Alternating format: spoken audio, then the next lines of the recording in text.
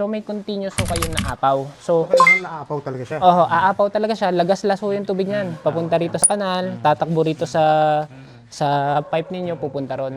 So apaw ho ng apaw yan, as in malakas ho yan. Ang purpose ho nun, para yung mga suspended particles, mga, halimbawa, nag-sunblock sila o may mga halaman dito, lahat ng dahon, nandito yan, tatakbo yun doon. Which is yun yung purpose nun hindi lang aesthetics. Pero yung function niya ay laging malinis yung water surface, yung ibabaw niya ho, yun. So ganyan ho yung magiging sistema niyan. Ngayon, yung design ho namin nito, pag pinatay niyo ho yung pump, i-hold niya yung tubig doon. Meron tayong rito, check valve. So, pag hindi po kayo nakaganitong setup, ang gagawin ninyo, either lalagyan niyo ng check valve doon or the moment na pinatay niyo yung bomba, kailangan yung patayin yung mga valve. So, dinidesign ho kasi namin in such a way na pag pinatay niyo yung bomba, wala na kayong pipihit-pihitin.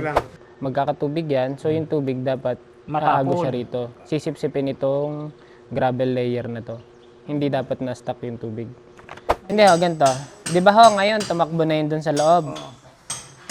Ang gawin nyo ho dyan, pag samasamahin ninyo. Kung kaya nyo talaga ma-perfect na maganda yun. Ano ho? Tubig ho nito sa ibabaw at tubig niya magkapantay.